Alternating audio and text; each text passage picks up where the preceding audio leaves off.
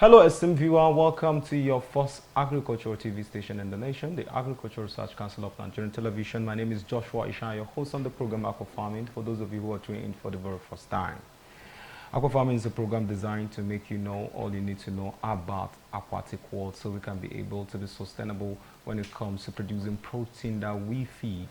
And one of the major contributor of protein in sub-Saharan Africa is fish. Be it catfish, tilapia, whatsoever it is. It is a major contributor to protein of every Nigerian, as affordable as it can be and quite nutritious as it can be.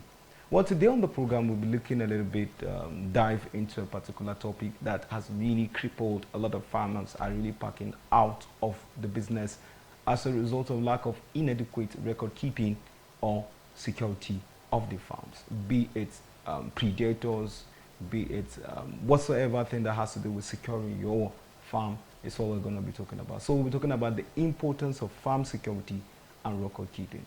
Of course, it's not other person, but of course, it's your expert, a fish consultant who has garnered a lot of experience when it comes to the world of fish or anything that has to do with the aquatic world.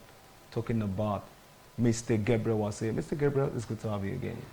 Thank you for having me. All right. Now, in my introduction, we talk about the importance of farm security and record keeping.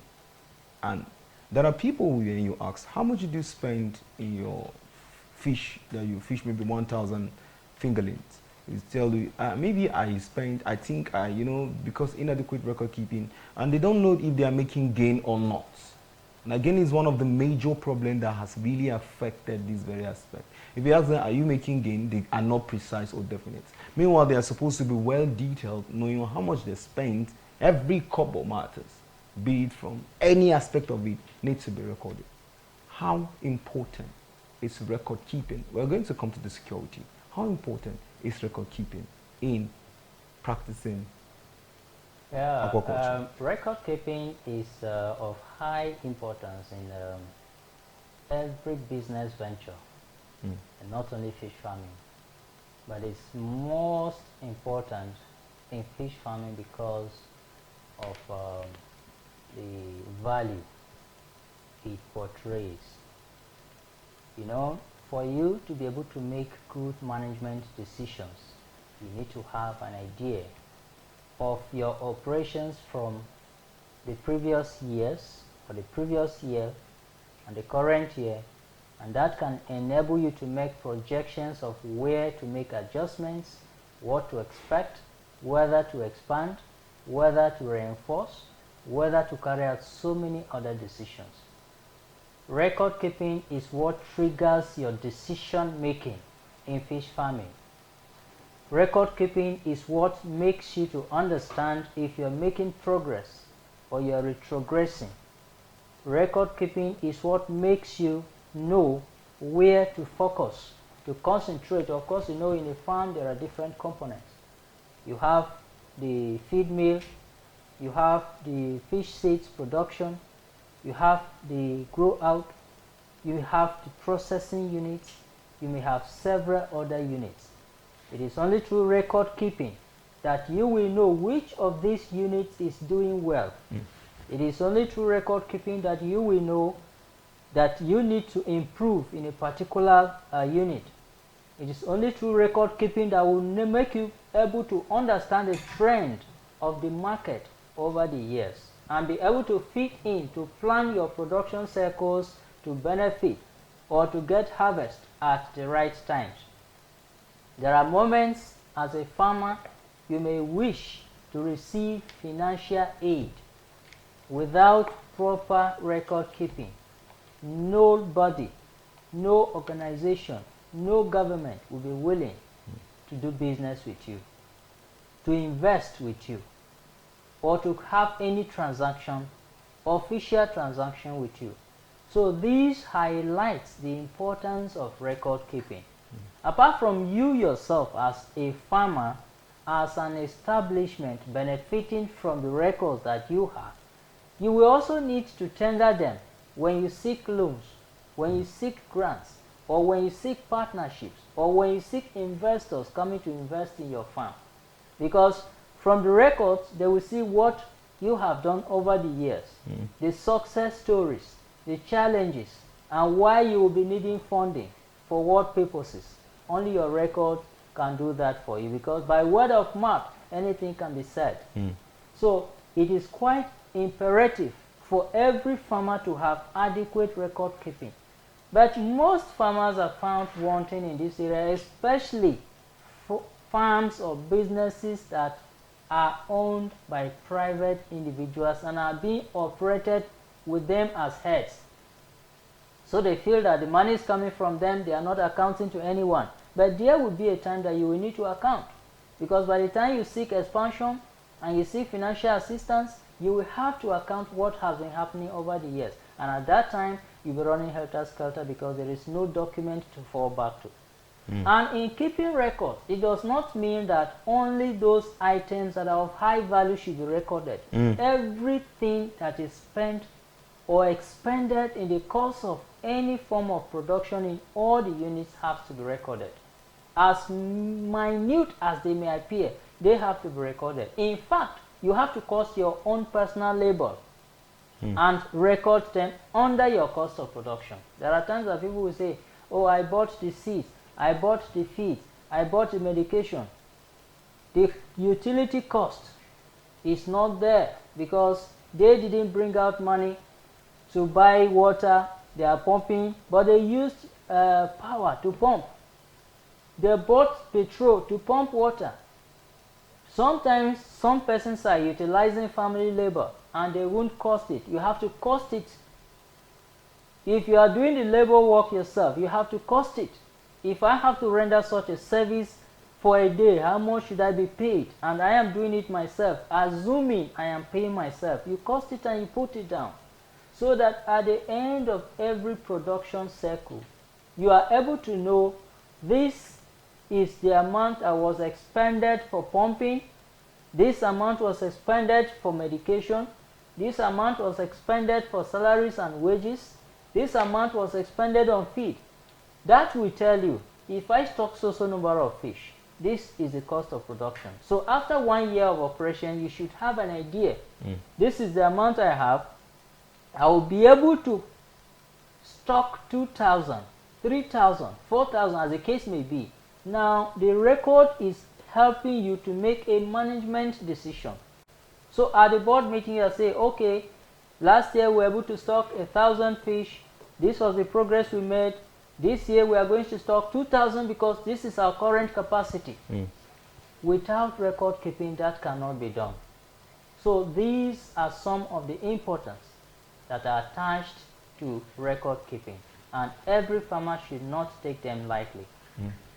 Let's now talk about the security aspect of a farm. In building a farm, what factors does someone consider in terms of security to build when you are building a farm? Okay, what are the factors you are supposed to consider? Is it how you actually arrange it, or the location? Let's talk about the security of a farm. What is the security of a farm?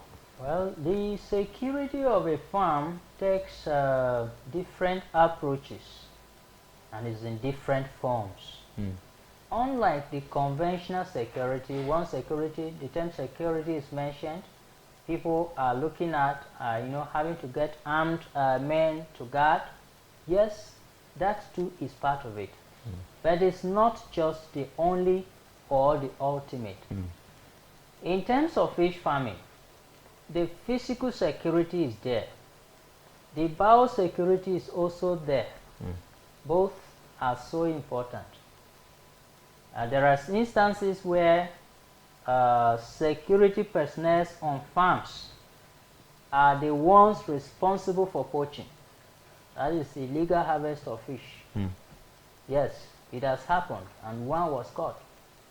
So you do not, as a fish farmer, rely only on physical security. You need to employ the use of technology as well. The CCTVs. Yes, exactly. I have a client whose staff was always in the habit of poaching. and it was Stealing, difficult. not poaching. Let's not sugarcoat it. Yes, that's the way we call it. Yes, you can call fisheries. it stealing, Okay. but we call it poaching because unauthorized harvest of fish that is not yours. It's called poaching. And without, you know, so this client of mine installed a CCTV camera without them. No, they actually knew, but they could not be able to, you know, point out where all the cameras were pointing at. And these cameras were covering even the surrounding of the entire farm.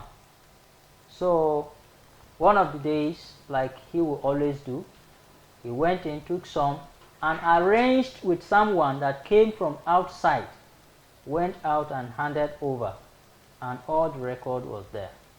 So if not with the help of the CCTV, the staff was dismissed actually.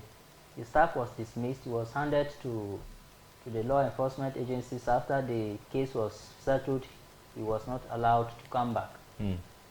So you also have to adapt the use of modern technology to help you, because in some cases the same persons that are meant to secure your farms are the ones destroying the farm. So you cannot have such absolute confidence that they are there and everything is solved. No.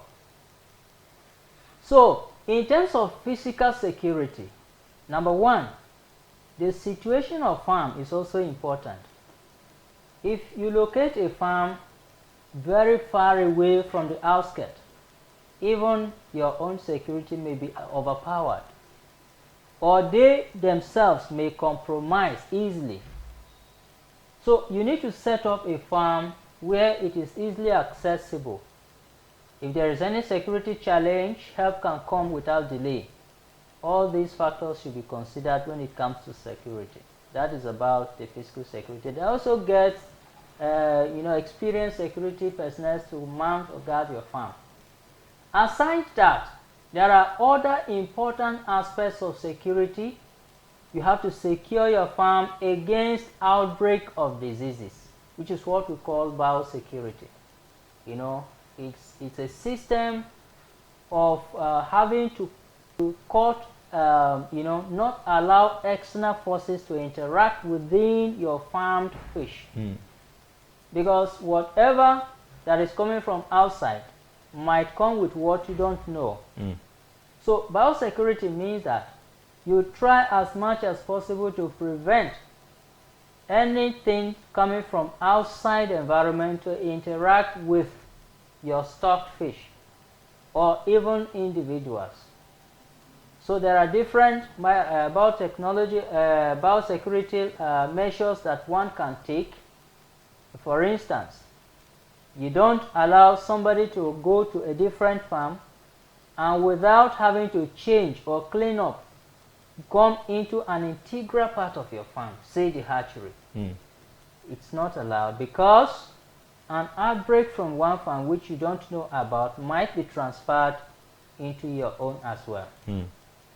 An equipment that has been used on another farm must be thoroughly cleaned before it can equally be used in your own farm. In fact, even within your farm, an equipment that is used in the grow out stages has to be thoroughly cleaned before it can be used in the hatchery, because the level to which those fish in the production stage and the hatchery can be able to withstand differ.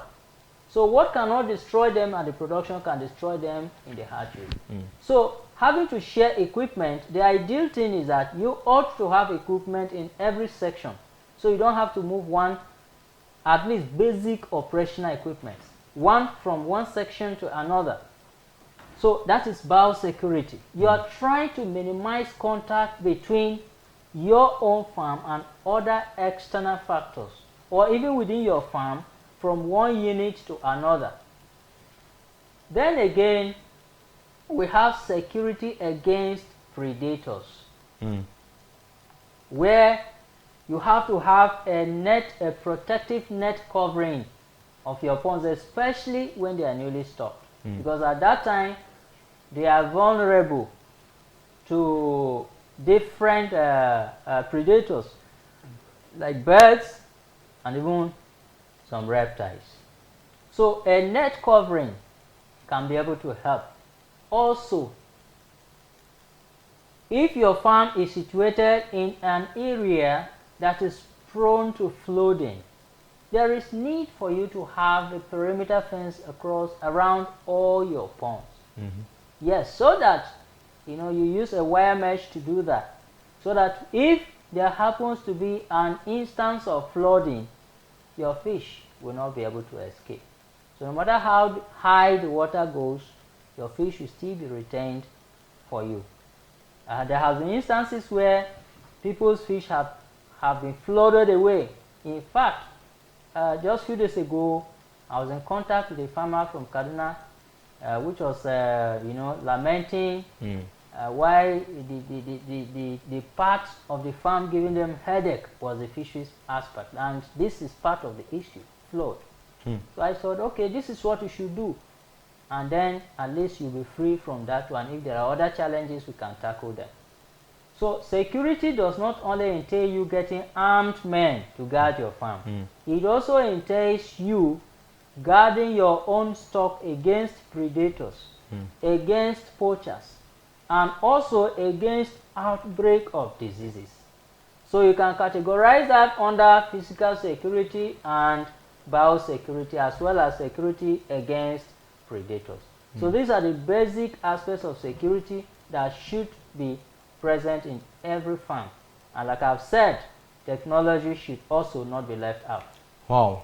Technology should also not be left out from the mouth of none other but Gabriel was a fish expert and a consultant. Let's go on this quick break. When we return, Aqua Farming returns to you. Stay tuned.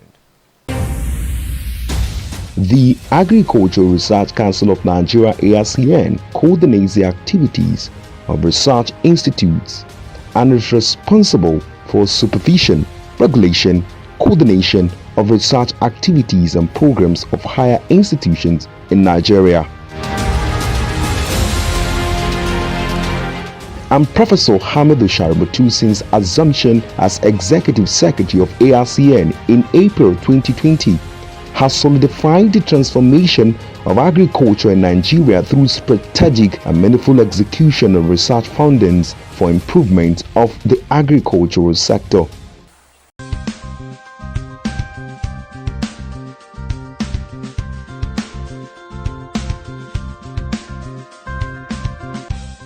For grains, we have the parabolic solar dryers.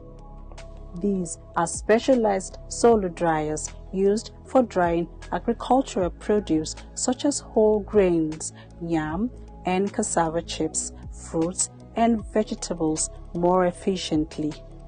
It is made of a special material that concentrates the rays of the sun within the enclosure while eliminating harmful ultraviolet radiation. Products dried are free from contaminants and are hygienic. The parabolic shaped solar dryer is a need-based technology because virtually when we travel all over the country, you will see by the roadside, you see people drying all sorts of agricultural produce. Some spread their own on bare ground, and by the time the vehicles are moving, the dust stay on the products.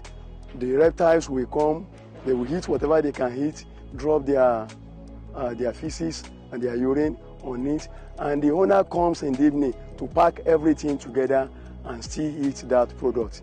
And the product has been contaminated, and we feel this is not right, and it is part of our mandate to make sure that we set it right, and that was what led to this, so that we can solve this problem at the grassroots level. Instead of drying by the roadside, drying on just bare ground in their villages, when they have this as a drying center, everybody in the community can bring their product there, spread on the tray, and they get it dry under hygienic condition that is covered.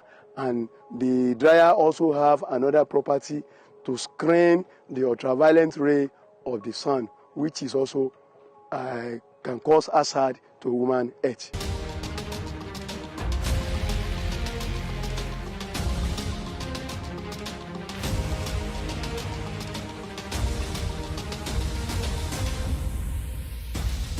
Since then, Professor Shaributu has operated as visionary captain by restoring the council's glory with the first ever agricultural television and radio station in Nigeria, with well-equipped studios parading state-of-the-art equipment.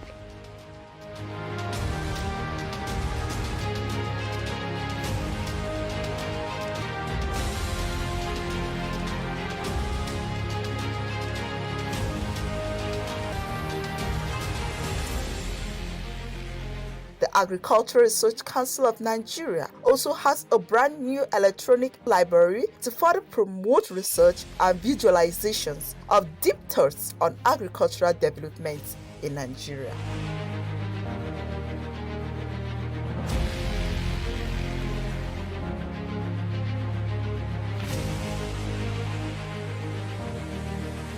The museum, located in the Senator Abdullahi Adamu Center, is an agricultural museum saddled with the responsibility of keeping records of agricultural findings, discoveries, researches for continuity and history purposes. The Agricultural Research Council of Nigeria is wearing a new look under the stewardship of Professor Garba Hamidu Shaributu, who says, "Alone, I am nothing, but together, I am something."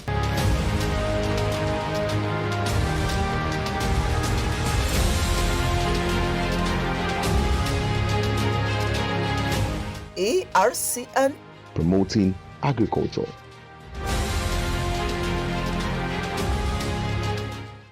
Many thanks for staying through on your first agricultural TV station. It's still here on Aqua Farming, and of course we've been together with none other but a fish expert and a consultant, Greba Wase, and has been doing justice to the issue of importance of record keeping and security in a fish pond. Well, welcome back, Mr. Gabriel. Thank you. Yeah, before we round up the show now, please, can you just explain why these international donors and sponsors of agricultural issue usually vets the record of every farm before they probably disburse the funds? Why is that quite important? Yes, for anybody or organization or group to show interest in your investment to the extent of committing their funds, it's not just for a child's play, and it's not for fun. They ought to see your seriousness. They ought to see practical records. They ought to see the truth in what you are doing. Without records, everybody can be a farmer, but only the records will distinguish one who has shown resilience over the years. And that is why when it comes to funding, you see that farms that have been existent for some time will always have, you know, they have a push. Why?